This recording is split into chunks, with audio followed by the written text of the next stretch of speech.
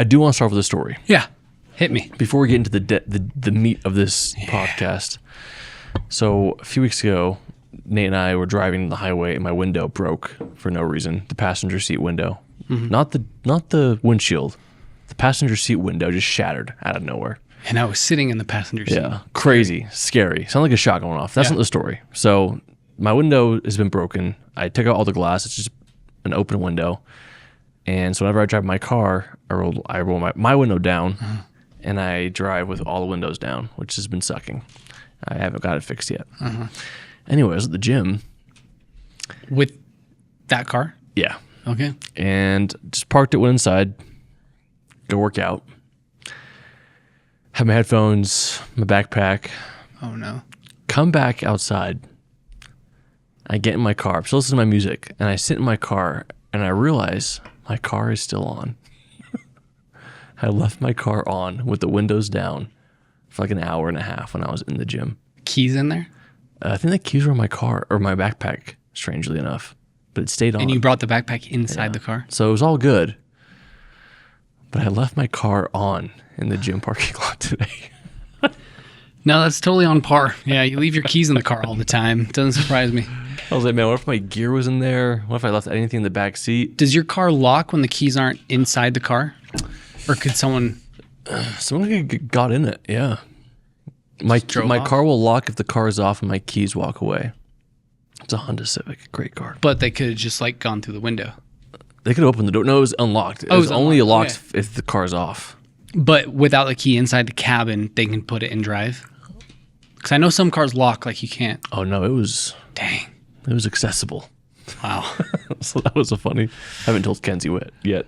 Oh, does she listen to this podcast? No. I'll tell her when I go home. Yeah. Well, anyway, I'm glad none of the gear was in there, Yeah. That would have been a much worse story if I get back and my car wasn't there. Yeah. I don't know how that works. I don't know if it'll let you drive away if your keys aren't there. No.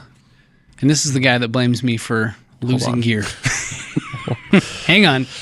Jake, should we get into the meat of the story here? He does. Yeah, go for it. Do not. Okay.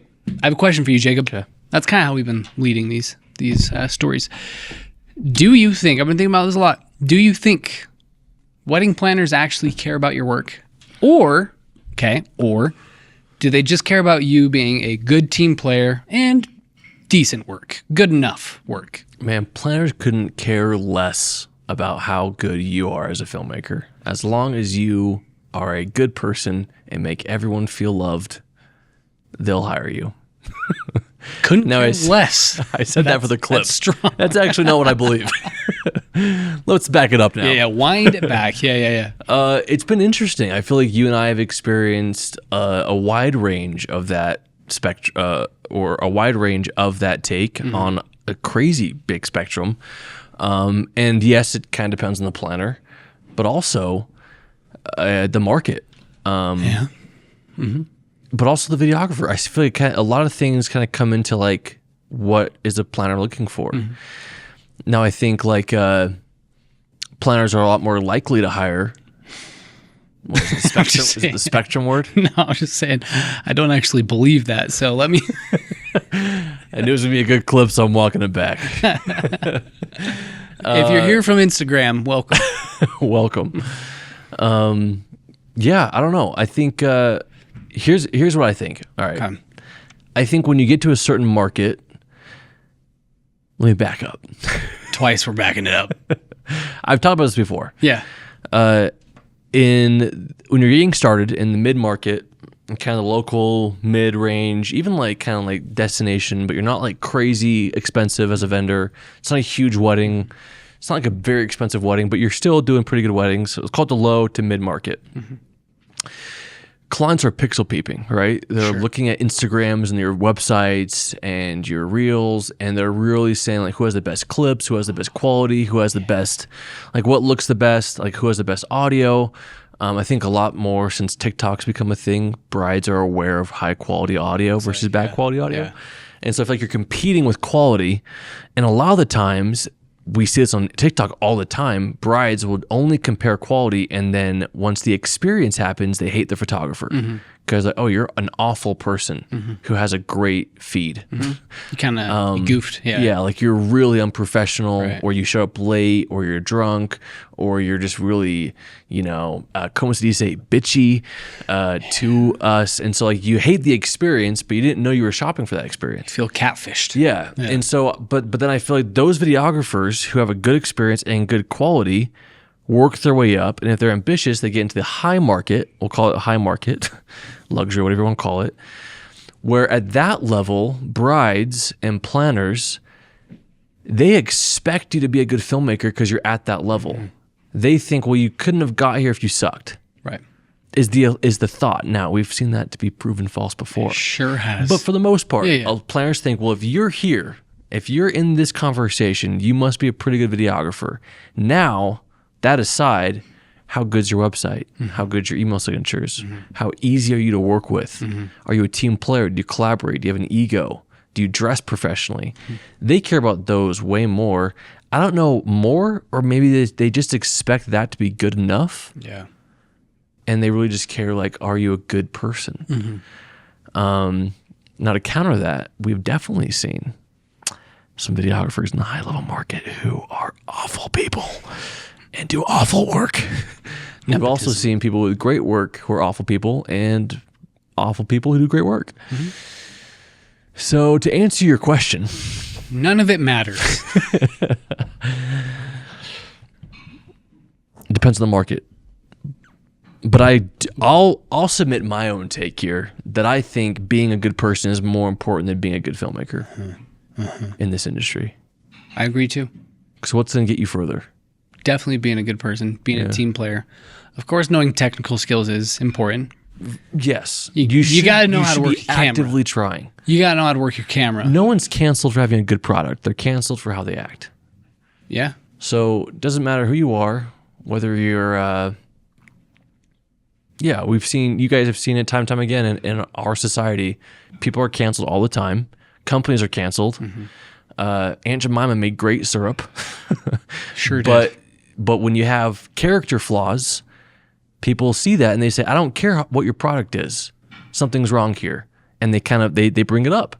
And so I think it doesn't matter how good of a product you offer. If you genuinely aren't morally sound, have good intentions, and are doing right to the people around you, people will see that and word will spread and you will eventually stop getting clients. The word of mouth goes both ways, positive and negative. Yeah.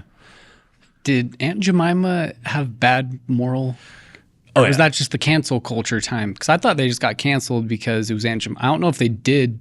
Well, it's what Aunt Jemima. Wait, we talked about Aunt Jemima like 40 canceled episodes that episode. ago. We didn't. It was never released. It was never posted because we were ignorant. It was like a 40-minute thing about Aunt But Jemima. yes, no, Aunt Jemima was for good. We did our research. It was for a great reason. That was a good example of a good product. But then you're like, hold on, why? What does this brand represent? And then you start digging into it. You're like, oh, this is not. I don't remember that. I don't remember. Anyway, I'll have to that was just one example. But there are plenty of examples. I agree. Of great actors, great musicians who were good, but they you're were not doing a terrible good job. people. Yeah. Yeah. And sadly, I wish more videographers would be canceled. Tell me more. Certain ones. For example. I'm joking. That's my rant. Okay. Trying to think how to counter What are your this. thoughts, Nathan? Yeah, Do you trying to disagree? think how to... No, I agree. Probably 99%. Probably maybe 100%. Yeah. I just feel bad. I feel bad for those brides on TikTok who only care about the quality and then they have a horrible experience with not just photographers, but with DJs, planner. We just saw a planner got... Yeah. Did you see that post in our Facebook group? There was 2 posts actually this past week. One was a bride who sent back this email with probably 50 different things to fix. In her video? Yeah. Did you see that? No. It sounds like she came from like a creative industry or something because she was given timestamps. She was color coding like, hey, at 0:56, cut to the second camera angle. Recently? Unless it's, it was like probably 4-ish days ago. But she had timestamps and she was telling the main lead videographer / editor now when to cut, what to cut to, what angles, what audio to play. And it was just stupid. And at that point, you know, there was the discussion, and most people in the comments were just saying like, hey, you know, like one free revision, but this is not a revision, this is a remake. I don't know what made me, I think it was you saying just when you're talking about pixel peeping brides, it's definitely a certain industry. I wouldn't say that's part of like the luxury, the high level, whatever. But there was another post in our Facebook group this past week as well, and it was somebody, sounds like it was one of their first times working with a planner who didn't prefer using HoneyBook, and they were really distraught, like, guys, what do I do? Do I send this planner the HoneyBook portal and just say it's the way I do it, or do I adapt? What do I do? It was like a real comment, it was a real genuine concern, and everyone just said bite the bullet, send them what they need to have and get paid with whatever is going to be easiest for them. And that was the consensus. And it sounded so easy after you read all the comments, people saying that, but there is a time where sometimes you're just like, how do I do this? And at the end of the day, planners just want to work flawlessly with their vendors. It's common sense to me. I'll even go as far as to say I think it's common sense if a planner says, hey, do this, to not argue. I think it's common sense if you realize where we are on the totem pole. And that's probably where a lot of videographers some awareness, people. Haven't thought about. They probably think we're at the top. We're really pretty far down there. But like, I've seen people say, like, when a planner says, hey, could you wear all black? I'm like, no. It's like, why you're being asked. I just don't get the ego. Just humble yourself and be a team player. Yeah. And I remember 7-8 years ago, we interviewed at FTF, we interviewed Adam Grumbo. And I always think about it because it's now become kind of like a staple phrase in the industry. But I remember I heard from him first. And Parker said, like, if you had to give up everything and start over, what would you do? And he just said, be a pleasure to work with. And I was like, that is everything, is just being a pleasure to work with. And Adam Grumbo, when you meet the guy, he is a exemplar. He's a nice dude. Yeah, at being a pleasure to work with. Yeah, he really is. Yeah. And so I think, like, that's the umbrella. And under that, it's like adjusting, if they don't want HoneyBook, adjusting to whatever they want. You know, I love HoneyBook. Yeah. I'm sad that we're using it less and less with some of these planners who don't like it. And I hope that maybe one day they update their system to be more multi-team or multi-vendor accessible. But I'll happily give that up if it's one less thing for a planner to work with. Yeah. We were just talking to a good friend of ours, and we filmed an event with, I filmed an event with him earlier this year, and we were supposed to be fed, and the food never arrived. And not only that, but we were just busy. There wasn't time to go eat. And I didn't bring anything up. I was fine, right? But I saw the next thing on the thing was a break for food, and we were just hustling. So I was like, okay, I'm not gonna bring it up. And then we were going to get more cards, and he grabs a granola bar out of his bag, and he starts eating it. And I was like, the best vendor meals, man, are always the granola bars. And then he made a comment. He's like, you know, if it's one less thing, or if it's one thing I can do to make like it not stressful, to not add one, or sorry, how do you say it? If I can do anything to not add one more thing to the planner's plate, I'll do it. Yeah. And I was like, that's it. Like, that's it. Like, you're not going to die. We're not going to starve. No. And then right when the thing ended, he DoorDashed like 2 huge pizzas and we ate them in the room. So I'm just like, it's just one less thing, you know, to just like, how can I be a team player? And the planner might have not even knew or not even like known that she skipped vendor meals for us. Other vendors got fed. The band got fed. Everyone got fed. So she might have gone that whole weekend without ever knowing that, oh my gosh, like, I didn't feed my videographers and they didn't complain. What good guys. I might never have crossed her mind. There's a million things going on during a wedding day. That's not why you're doing it. You're doing it to not, you don't need to thank you. You just need to be a pleasure to work with. I think that's become probably my new biggest pet peeve is when videographers complain about not getting food during the wedding day. It sucks. Okay, everyone's going to agree it sucks. Go into it expecting to be hungry, and then anything is a pleasant surprise. Seriously. Like, it really is just anything, a granola bar, a chocolate chip cookie, a muffin, a roll, whatever. It's just, I just don't like it when people expect just the world. Okay, I'll roll that back too. Like, you don't even have to expect the world. Like, if they expect to be fed at a certain time for a certain amount of time, like I need a whole hour to rest, you just got to suck it up, you know? It's going to be a hour's long crazy. day. It's going to be a long day. You're going to be fine. Yeah. Get some water. Water usually cures. Or a Diet Coke with lime, right? Always. It's a need. Dude, usually I can go without food all day as long as I get a Coke and lime sometime during the reception. Usually it's the boost I need. I completely agree. Yeah. I'd also even say like, no, it's fine. Yeah. Yeah. I mean, I think it always just hits like when you're just, I was going to say, it used to be in my contract, like one of my first clauses was like, we had to be fed. Yeah. And I didn't realize our contracts, it went from Chick-fil-A Films, from my vows, it's just always been evolving. Yeah. And being made better. What's the word? Improving. Then this last week we updated it again, and I went through and I was like, you know what? That whole clause, I just like changed it. And I said like, vendor meals, like as long as it's like communicate about dietary restrictions, things like this, we would like to be fed. Our team requires at least 1 meal a day.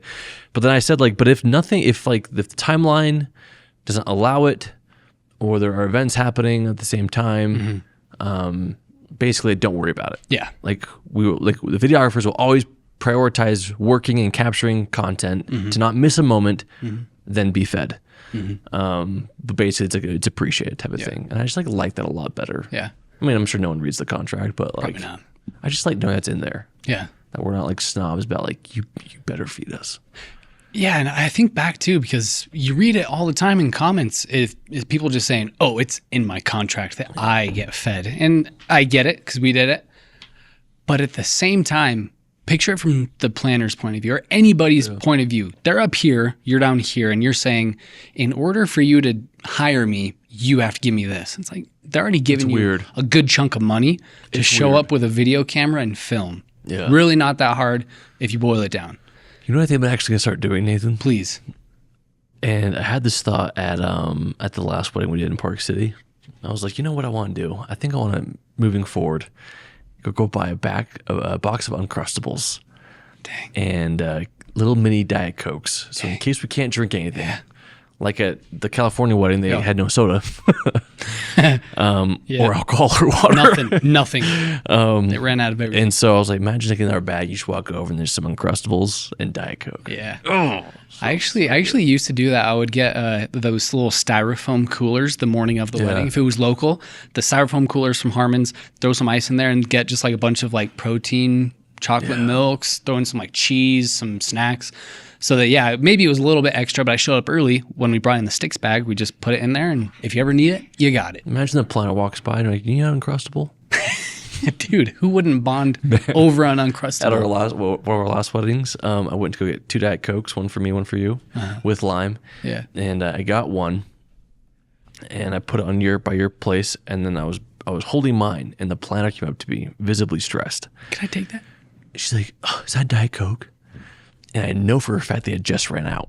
That was the last Diet Coke. I said, it's for you. And I gave it to her, and I thought about that Diet Coke, and then I that's why that night when we went out to eat with Jay, I ate and drank everything. Because I had that itching for a Diet Coke was on my mind ever since then. Did you give me the Diet Coke? Yeah. Selfless. Look at me now bragging about it. Look at you. Telling the story. Here's something I did. So I gave it away. Here's me being charitable. But that food afterwards hit. Yeah. That was good. But I'll say, like, I didn't need it. You know, it's just like, we ate well in the morning. Chilling. Anyway. Chilling. But I think, being a pleasure to work with is so much better. Yeah. And I want to talk about what we do to fit in with a planner's workflow. We've talked about it before, but I mean, it's a good thing to talk about, all these things that do or don't matter, but what's the solution, right? Let's offer people a solution. If you're not already, we talk about dress code a lot. We're not going to talk about it more here, but something that we do with planners is before we just say, hey, by the way, what's the dress code for the event? And then they're usually like, oh, thanks for asking. It's a black tie with maybe this color, this theme. Great, got it. We end up buying something if we don't have it already. We usually do, because it doesn't need to be something over the top. And that's how we blend in with the event. that's something that's been really big for us. That's something that we do at Runaway Vows, and we take it very seriously. Just blend in with the crowd. We don't want to overdress. Definitely don't want to underdress. Just ask the planner, what's the dress code? That's a easy way that you can fit in with their team. Yeah. For me, I'll give you guys a very recent story. Just this last week, we sent out 3 proposals for 3 new bookings. 2 were actually next in September this month. We added 2 more to our September, and then one's for next summer. And each one had a different process that I had to adapt to. And I'm glad I did. One of them, they just wanted ceremony coverage, which we don't really offer. If you have us, you're having us for the day. Because we have to block off the day anyway. Yeah. Right? We can't do, so we typically don't offer that. But it was with a planner we love, and we wanted to service them, and we said, you know what, let's make it work. And we graciously did. So we adapted our whole thing, and because of a few things with the added clauses, and so 3 different proposals were sent off within a week, and I had to adjust every single one to be different. One of those we're waiting to hear back was for a multicultural Indian wedding, and I was so out of my depth with basically just understand that culture for what they were asking that I jumped on 2 consultation calls with people to just help me basically just make sure I was using the right language and the right imagery and being respectful and just all these different things that we could actually offer value. By the end of the week, and then the other one was like our classic bread and butter. It's one of our favorite planners for next June. Beautiful. But once all 3 were sent off, I was just kind of like, that was cool. Yeah, learned something new. I really enjoyed knowing how every planner worked and then adapting to them. And also I realized that some planners, this might be kind of a weird thing, but like I like to, if a planner responds within like a day or 2, and there's not like, it doesn't feel like a rush. Yeah. I'm usually not going to respond right away. I'm like, okay, I'll email them back by the end of the day. It's on my list, but I'll prioritize my other things. But some planners will email me back within a minute. They're at their computer. Yeah, you respond back. And so then I'm like, okay, well, now I'm going to respond right away. And with that planner, she called it out and loved it. She noticed it. Because I was like, well, if you're responding right away, I'm gonna put everything I was doing to the side, and I'm going to just take care of you for the next hour. The Indian proposal one?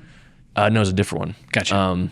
They also appreciate it. We were going back and forth, but this one specifically, she was very appreciative of it. That's good. And I was like, cool. Like it just made you feel good. Like, wow, like maybe a reminder to always kind of match the energy you're given. Yeah. In professional workspace. Yeah. Yeah. No, I think back to they've brought it up multiple times how much we mention them on this show, but Lar Rev. Welcome back. This episode's called Lar Rev X Runaway Vows. So no, I do think back to was it earlier this year we went to New York? Also, I did read in their contract. Oh, okay, it was the New York. What were you about to say? Well, I reread our contracts with them. I'm so sorry. And there's definitely a paragraph about like anything you learn about how Lar Rev operates. It's under wraps. It's basically a part, like anything you learn over that weekend about how they do things, you shouldn't be sharing. And I was like, dang, I couldn't think of like a bad example, but I was like, we definitely maybe have probably said something. It's probably just, wow, Lar Rev does this. Isn't that so great? I can really only and they're think like, about, cool, that was kind of our trick of the trade. That sorry that was about kind of our unique stamp of our customer experience. Yeah. Now the whole world knows about it. If we have, we're genuinely sorry. But I feel like we only talk about like how they shot or like, well, that's all. It's all encompassing. Sorry about that. Well, so what I'm about to share, we're about to get this huge lawsuit at the end of the year. Dang, you breached all of our contracts. Wow. What I'm about to share though doesn't breach any contracts because Lindsay was teaching at a workshop. It was public knowledge. It made me think of this. I was like, yeah, wow. Dang.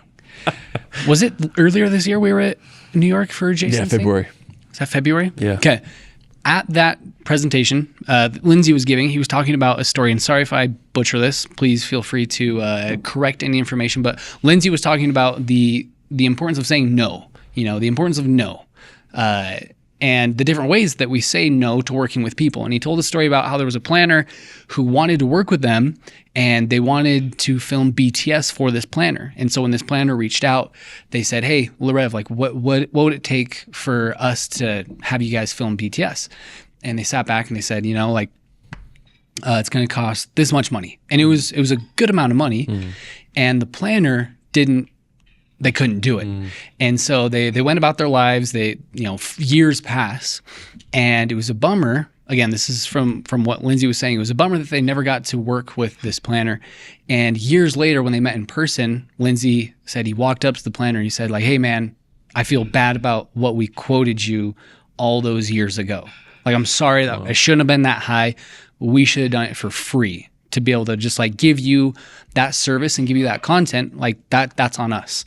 And the planner just looked at Lindsay and said, like, thank you for saying that. Like, thank you for telling me that, because all these years I've assumed you didn't want to work with us because of how much you quoted us.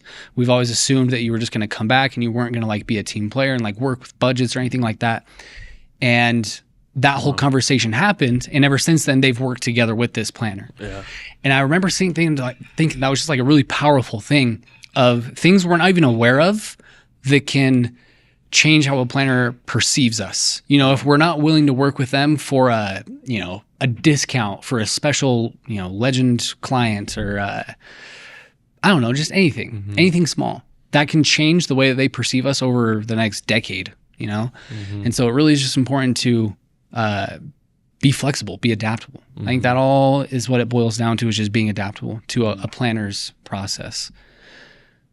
And response times. I think that's a good thing that you brought up. When somebody reaches out to you, you get back as soon as you can, or you just mirror how much they're giving you. If they take a day, maybe take half a day. If it's 10 minutes, 5 minutes, don't play that game. It's not dating. Yeah. So true. I was just thinking too about our last wedding we just shot. They walked up to us and said, you have 4 minutes to do portraits at golden hour. Yeah. And that was another moment where we could be team players and say, great. Yeah. And we end up having 3 minutes. Yeah. We were literally running a timer 3 with you minutes. guys for 3 minutes. And 3 we minutes. were very confident in what we got. Yeah. Didn't care. 3 minute bridal. I think that's the record. 3 minute bridals. 3 minutes. Yeah. And no complaining. It was just like, great. I'll even go one step further. Okay. I'm over forced portraits in general. I love if the bride wants it. Sure. Yeah. But I think after the first look, it's a perfect time because they're together. It's emotional. They're so full of love. You can just naturally kind of go into some good poses for 5 minutes, then you can be done. But then I don't mind. I guess I shouldn't say I'm over it. I'm saying I don't mind if the rest of the day we don't have portraits because we're just capturing what's happening throughout the day instead of doing a fake moment. Yeah. Now if the bride and it's a gorgeous scene, like, oh, we want golden hour photos. It's like, great, we got to use some killer portraits and good lighting. Like, let's go kill that for you. But like, if we can't have that, I'm not upset about it. Yeah, I should say. Yeah, I think that's a good way to reword it, because I think as a vendor too, you do have a little bit of a responsibility. Sure. Like, let's say they're just indifferent. They would or they would not. They just don't know about it. Yeah. And you see like the beautiful golden hour, nothing's happening. As a vendor, as a photographer, videographer, I feel like you have a little bit of responsibility to say, hey, would you mind? Like, do you want to step out for 5 minutes and get some portraits? I think it was Nathan George who did that. Until you're right. He, the sun had set because we're a little bit behind. And he's like, guys, I got to pull them out for blue hour. Yeah. And I'm like, all right, if they're down, he's like, I'll make them down. And he walks up and says, hey, 5 minutes, let's do some killer shots. And we went out there and we just ran through this field for 5 minutes. And it was so sick. Yeah. Nathan could convince anybody though. Dude, Nathan could sell water to, what's the phrase? I was gonna say water in the desert, but I was like, couldn't anyone? I think no, water. What's the phrase? You could sell sand in the desert. I think that's it. Water in the ocean, water to a fish. I don't know, something like that. Yeah, he could. Yeah. Very energetic, charismatic guy. Yeah. Also, a planner we have been wanting to work with. We met them at a WIPA event, or I met them at a WIPA event the day you were gone, and I almost fumbled the bag. I met another one, and we exchanged. I was like, yeah, and then we DM'd him. I was like, love to work with you one day. Found out it's Sam's wedding planner, so we are going to be working with them. No way. Yeah. No way. Yeah. You're kidding me. Yeah, our best friend's getting married next month, and so the great planner. Yeah. Dang. Yeah. That's fun. Yeah. So excited. We're going to be like behind the scenes because we're just hanging out as just groomsmen. Chilling in tuxedos, yeah. Oh, that's sick. Yeah. But the point's to adapt, you guys. Be a pleasure to work with. I can think back to people. You know what? I'll tell a very personal story here, Nathan, about you. About me. I told this before. The reason we are here together right now is because Nathan was a pleasure to work with. Is because we were shooting. I was starting to travel more, and I found it most economically efficient, affordable to hire a broke to college, just hire. No, college kid. To hire local where I was traveling to. So if I was going to California or Arizona or Ohio, I'd find some guy in a Facebook group who had a camera, I didn't care what, and I'd have them come. And 3 times in a row, this was in 2018, I had awful experiences. And I use the word awful lightly. And it wasn't their fault. It was my fault for vetting them improperly. And all 3, at the end of each wedding, I thought back to Nathan. And I said, one of these things is not like the other. And it wasn't just that they sucked at being a videographer. Some of them were actually decent. Like, I could take the footage and work with it, especially back then when everything was just in 60 frames and a montage. Yeah, you just slow down. Yeah. So some of it was fine. But I'm like, but there was a sense of collaboration and me being able to walk up to you and say, hey, here's what I need. And you're like, I got you. Yeah. And oh, where's Nathan? Oh, he's in the bush getting the craziest cool venue. So it's just like that. And then just the professionalism of I'm not going to have an ego to walk in and smile and shake hands and have eye contact. And so that was one of those things that really kickstarted our relationship and you becoming my go-to guy to work with. And then years later, here we are. Yeah. So I just think that's like you don't know how far it can go. And think about all the vendors we'll probably never use again. It's true. For the sole reason, they're great videographers.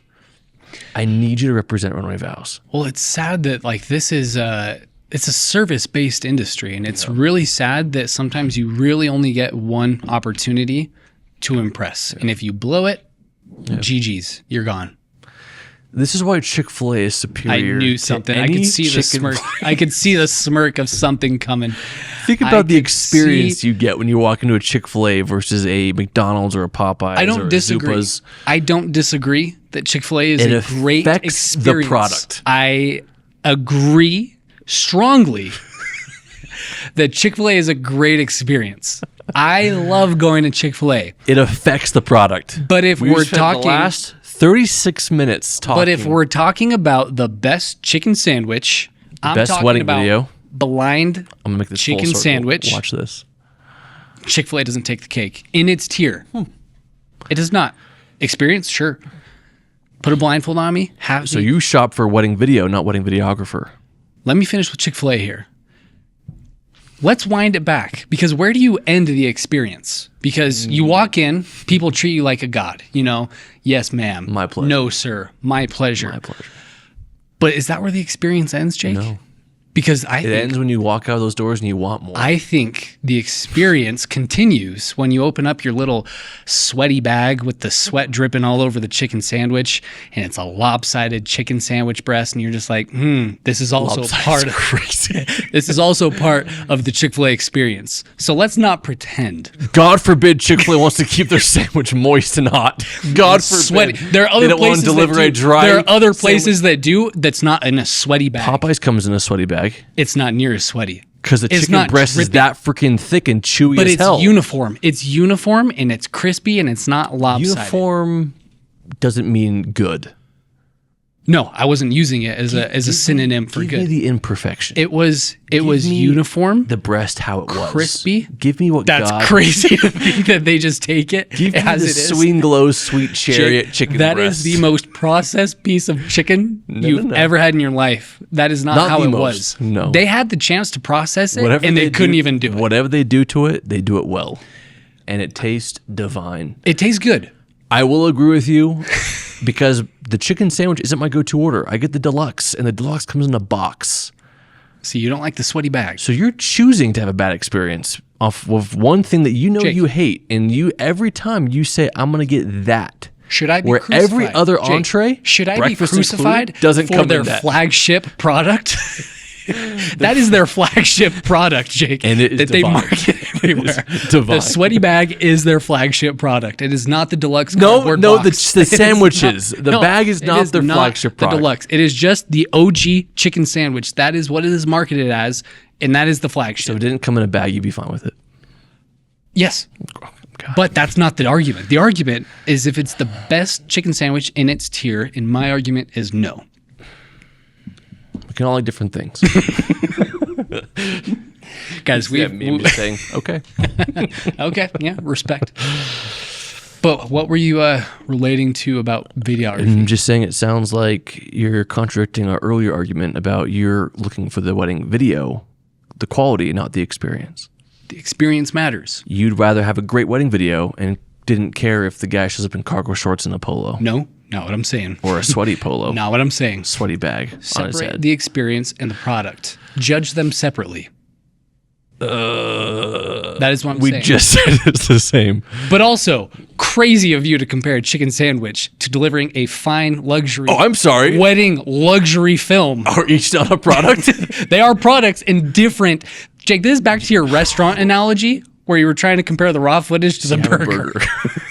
Two completely different things. Both are. You were on my side until those guys in TikTok. One is in a restaurant. One is in the wedding videography space. Nathan, two different things. You will go further in life, my friend, if you can remove and see that they are at its core each a product, each one with an experience and a service. Products could be services or products. You're getting twisted up. No, a product No, I can like be this. You're thinking out loud. a product Jake can be a finds service. His answers when he speaks out loud. Product can be a service. Product is a service. A service can be a product. Okay. A sale. They're one and the same. And they work harmoniously. And I'm telling you right now, if Chick-fil-A didn't have good service, they would not be where they are today. Yeah. Troy, Kathy, we love you. No, they do have great service. Wish you guys were open on Sundays, though. They do have great service. There's nothing worse than leaving church and not being able to go to Chick-fil-A. It does hurt that they're not open on Sunday. Anyway, I think I won this one. There's not a chance you won that one. There's not a chance. Oh, man. We've been having the Chick-fil-A argument for years. 7 years. Years. Give me a pass, Nathan. Let's wrap this Yeah, up. let's give you a pass here. Give me a Well, I'm quick all fired up. Give me a quick second to pull open the pass. Crazy. Trying to tie that back into wedding videography and gaslight it. Okay. Wow. This was actually going to be the segment into what we were going to talk about next episode. Okay. So I feel like, well, yeah, give us a little preview. Give us a little preview. Tease. Our Instagram Reels killing the value of a full-fledged film. Oh, man. Speaking from a wedding videographer standpoint.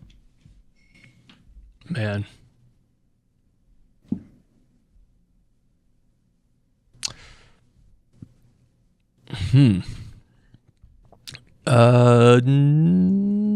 No. I think yes. Couldn't the value of what? Of the highlight like film? a full highlight film.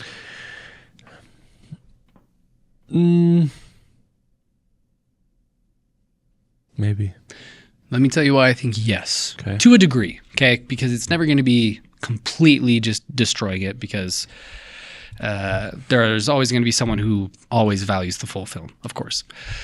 I think the Instagram Reels are killing the value of a full-fledged highlight film because that is largely what people are putting their time and effort into.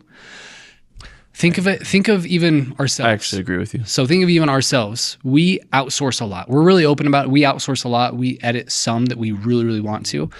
But even the ones that we outsource, we put our time and effort and energy into the Instagram, the appearance of what it's going to look like on our feed. Marketing. For planners, yeah, for the brides, for the marketing purpose. And then we get the highlight film back, and it's great, because we spend a lot of money on editors, and it's great. But it's usually not something that we have a huge thumbprint on. We put more effort into the Instagram because that's what most people see and care about. And we really only showcase 3 to 4 videos on our website at a time. And so that's why I think that Instagram, to a point, is killing the value of the full-fledged highlight film, because brides can see, oh, this wedding videographer, photographer has 60,000 followers. They were featured in Vogue, Brides, Carrots and Cake, whatever. And look at their highlight films. They do good work. I'm going to hire them. And there are worst case scenarios when that really was just a big catfish in their website and their work. They can't maintain that energy and storytelling over 7 or 8 minutes, but they can pack it into 30 or 60 seconds.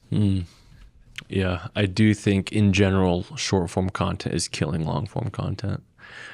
But I mean, you could always argue that now makes quality long form stand out more because now everyone's doing short form. So yeah, I agree. I think the value is just shifting. Brides are wanting the hype social media stuff. I think it was Ray Roman who made a post a few years ago who said like he used to always offer 15, 20-minute films. And he said people never bought it, or it started getting bought less and less, and then people never even like watched it. They wouldn't download it out of the gallery. Like they just didn't care. And so he just stopped offering it. Yeah. And so I think we're seeing that less and less.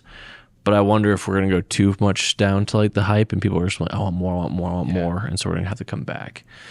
And I know it's very common. I've learned from my consultation calls this week that a lot of people in the top market, they'll do like the 2-minute trailer or like a 4-minute highlight, no trailer, very compressed highlight, and then do like a 4-hour doc edit and just like, here's your entire week. There you go. You know, so like it's all the speeches, it's all the ceremony, it's all the moments, and in between it's like some music montages of the design, you know. But it's just like everything was shot, you know. So I don't know. I think definitely long or short form is taking the cake right now. It is. There's always going to be a space for long form for sure, but more eyeballs, I think, are seeing short form. James Gunn actually said he was Superman. He shot it. I forget how he phrased it, but he was aware of our attention spans being at an all-time low. So Superman, if you watch it, he tries to shoot it so that there's always something happening. Really? Whether camera's cutting, really crazy movement, just always like the dopamine's always just like you're watching and nothing is ever slow. And then you watch it and there's a scene with Clark and Lois, they're arguing, and you feel like it's the slowest part of the movie. It's actually the best part of the movie, but it's because it's the only part of the movie that isn't crazy. Yeah, they let it fast. Breathe. Yeah.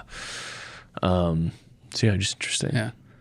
I think the same thing for like the music industry too. I can tell that a lot of music artists are like now trying to make music for the sole purpose of becoming a trending song.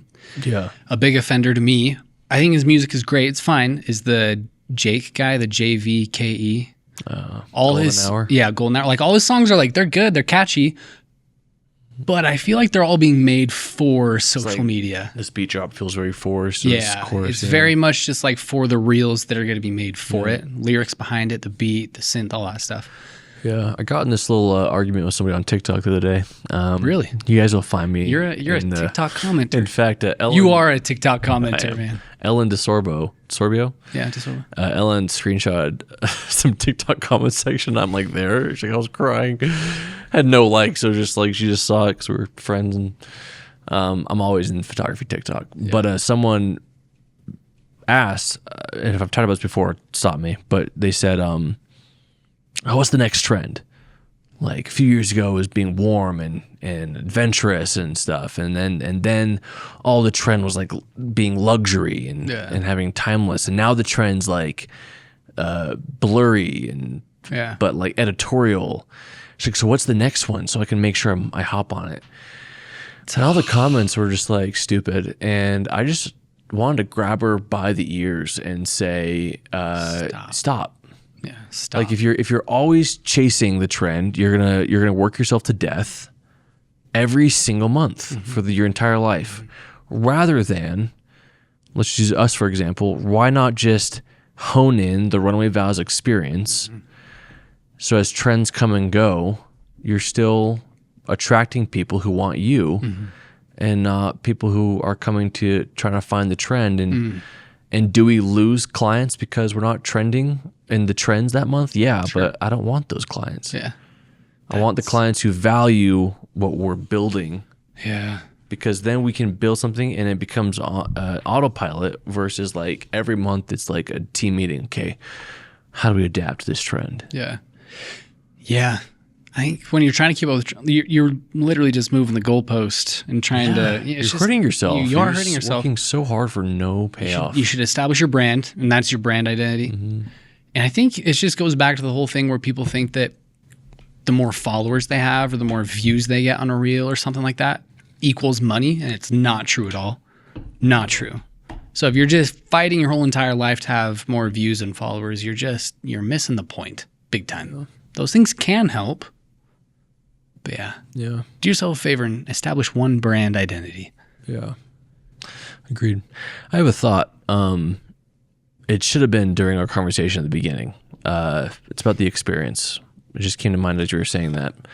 In fact, I might have Tanner splice it in earlier on because I think it'll be a good story. But I just watched $1 Million Baby for the first time. Have you seen it? Haven't seen Clint Eastwood's movie. No. Phenomenal. Really? You should definitely watch it with Kayla. $1 Million Baby. Okay. It was insane. Really good. So I was really curious about Clint Eastwood, and this ties into the experience, you guys. Clint Eastwood has a reputation, the only one in the industry who ends production early and under budget. The only director in history who has done it consistently. Early and under budget. Why? That's what I asked. I was like, how? Yeah. And why? And he fosters a culture of quick. It's basically from how he grew up in the early 50s or 60s when he was making movies, when they didn't have the luxury of what we have now. And so he just it's quick. It's small sets, which Christopher Nolan's been doing a lot more too. Small crews. They call them skeleton crews. And he doesn't spend hours rehearsing. He's a believer that your first take on something as an actor is the most raw, and that's usually the one he wants to go with. And so he'll do the rehearsal, but he'll roll the cameras, and then after 2 takes, he's done. And Matt Damon once, I think it was Matt Damon, said, I want to try that again. And Clint Eastwood said, and waste everyone here's time, we're moving on. So that's Matt Damon. So that was fine. Like, crazy. Did you not do a good job? No, I just want to try it again. He's like, and waste everyone's time because you want to try it differently? No, moving on. And he doesn't yell action or cut. He'll just say, he'll be rolling, and he doesn't believe in like yelling, okay, now go. And then everyone's like, okay, now I have to. He's like, you can't just like roll into it. He wants you to roll into it and it to feel natural. And so he'll just say when you're ready, really quietly. And when he's done, he said, we're good. Doesn't yell cut, we're good. And no one on his team like yells, cut, that's a wrap. They all know, okay, everyone just, because we're good. And so I was thinking about that, the Clint Eastwood experience. Yeah. And he's one of the greatest directors ever to do it. And I was thinking about wedding videography, and it made me think about all the times I've yelled action to a bride. And go. Yeah. And I just think what a learning experience it was for me. I was learning about Clint Eastwood, be like, how can I apply this experience to run my vows and just let emotions roll into one another and to be raw and to be true and to not make it this like now act, right? How about you just be what you've been, who you are, you know? And also if you're a good testament, like if my videographers, they delivered, if you're a planner, my videographers delivered the film a week early and with extra deliverables. Yeah. Or man, they came in under our budget, or they met our budget perfectly, and I know they could have charged more. That to me is the experience that planners are looking for, is the Clint Eastwood experience. Yeah, it's a good point. And I was just like, man, I want to be a lot better to be like Clint Eastwood in that regard.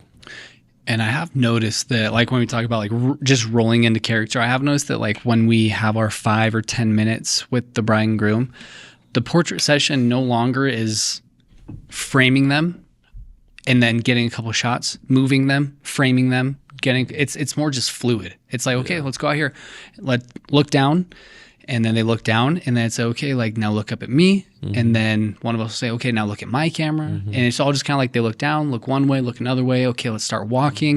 And it's just kind of like this fluid 10 minutes instead of, okay, stand shoulder to shoulder, look side to side. On the count of 3, look at each other. Okay, great. Move to a new location. You know what I mean? It's all just kind of like this fluid movement. And I think Nathan George is a Clint Eastwood. Nathan George is definitely a Clint Eastwood. No, I was just thinking, Abby and Shay, our wedding in Siempre Yeah. a few months ago, a lot of pose moments. Yeah. I mean, they were good looking. So Yeah, they were great looking. and they were models too, and so they knew what they wanted. And so we had a lot of pose dramatic moments. But then do you remember the last 3 minutes of the sunset photos when we were in the courtyard up against the railing and the sun was literally, you could see it halfway? Yeah. Do you remember how we just all got quiet? Yeah. Because the posing just took over? Yeah. They just started doing things and just holding each other and grabbing faces and getting close and separating. And we were all just kind of like whispering. Yeah. And just like everything, like compared to the rest of the day, which was just chaos. Chaos all the way through. Those 3 moments, we were all just quiet. Yeah. And the photographers, and we're all just like shooting. You just hear the shutter. Yeah. It was so quiet. And you just hear the bass in the background of the reception going off. And then once that ended, we were all just kind of like, wow, that was cool. Yeah. I think we all said that was cool. Yeah. And I think the bride said, like, I can tell you guys are having fun. She's like, that was really cool. And we're like, yeah, it was a good time. Yeah. Yeah, I do remember that. That was a cool Yeah, moment. right to your point. Like it was a time finally where it's just like, wow, everyone's just being authentic. Yeah. The Clint Eastwood experience. Well, I've enjoyed this, Jacob. Me as well. Let's let the listeners go about their daily lives, whether you're on the Next week we do a written by you again. I would love to have written by you. Here's some stories. Do people still write us? Oh no. We should probably check that. There's like a whole inbox. Oh no. Yeah, we'll do a written by you because we're actually dying to read some more stories. There's been, I feel like, a lot of things I've been reading in our Facebook group of just drama. We try to go through our Facebook group. Yeah. Also, guys, next month, Courtney J. Photo will be on the podcast. Yeah. Finally. Oh, yeah. We've talked about her Yeah. a lot. Can't wait. Can't wait. All right. Love you. Bye. We'll see you later. Goodbye.